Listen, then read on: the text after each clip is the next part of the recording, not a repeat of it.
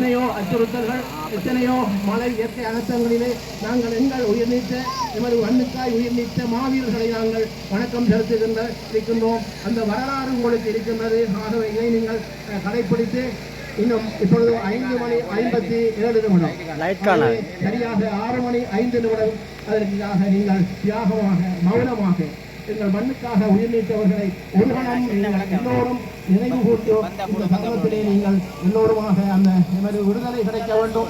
இந்த மண்ணுக்காக போராடியவர்கள் எந்த நோக்கத்துக்காக எமது மண்ணுக்காக ஆகுதி ஆகிறார்களோ அந்த ஆகுதியாகி அந்த அவர்களின் கனவு கிடைக்க வேண்டும் என்பதை நீங்கள் எல்லோரும் உங்கள் சிந்தையிலே நினைத்துக் கொள்ளுங்கள். இது உங்களுக்கு இன்று இந்த மாவீர துயிலும் இல்லம் இடம்பெறுகின்ற போது குறிப்பாக 3 நாட்கள் பெய்த அடைமழை வெள்ளம் காரணமாக பல இடங்களிலே இருந்து பிரதான வீதிகள், அதாவது மெயின் வீதிகளிலே இருந்து நகர்ப்புறங்களிலே இருந்து பலர் வருவதற்கு தயாராக இருந்தார்கள். ஆனால் எந்த பாதையாக கூட வர முடியாத ஒரு தயார் பொதுச்சுடரை ஏற்றுவார். அவர் ஏற்றுகின்ற அதே சம நேரத்திலே நீங்கள் அனைவரும் உங்களுக்கு முன்னே இருக்கின்ற அந்த கம்பத்திலே எடுத்துவிட்டு தீப்பொட்டியை கையிலே ஆயத்தமாக வைத்திருங்கள். தீப்பொட்டியுடன் உங்களுக்கு இருக்கின்ற அந்த சுடர், அதாவது கற்பூரங்கத்தை அந்த சுடரின் மேல் எல்லோரும் வைத்து விட்டு நில்லுங்கள். இன்னும் 1 நிமிடம் மாத்திரம் இருக்கின்றது. எல்லோருமையாக நீங்கள் அனைவரும் மௌனமாக இந்த புனித கடமையை செய்வதற்கு தயாராகுங்கள். சரியாக இன்னும் 1 நிமிடங்கள் மாத்திரம் இருக்கின்றது. இன்னும் 58 வினாடிகள் மாத்திரம் இருக்கின்றது. எல்லோரும் அந்த ஷாப்பிங் பேக்கில் இருக்கத்தை அவிட்டு கையிலே எடுங்கள்.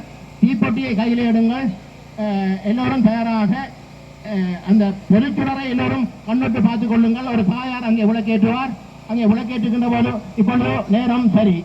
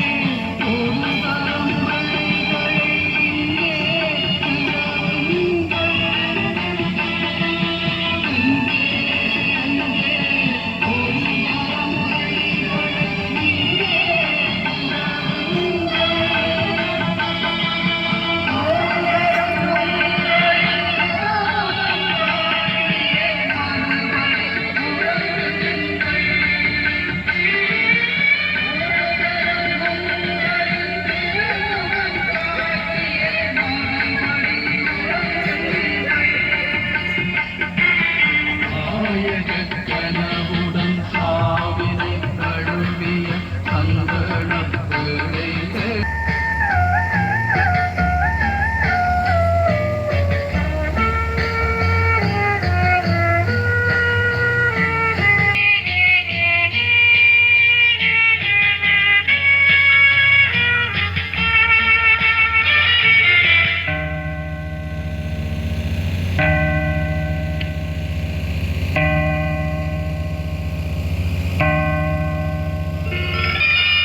இளமை தாருமன் உங்களின் வாசலில் அன்புமே வணங்குகின்றோம். வல்லமை தாருமன் உங்களின் வாசலில் அன்புமே வணங்குகின்றோம். உங்கள் கல்லறை மீதிலும் கைகளை வைத்தோடு உங்களின் வாசலில் அன்புமே வணங்குகின்றோம். சாவரும் போதிலும் கனலினை வேகிலும் சந்ததி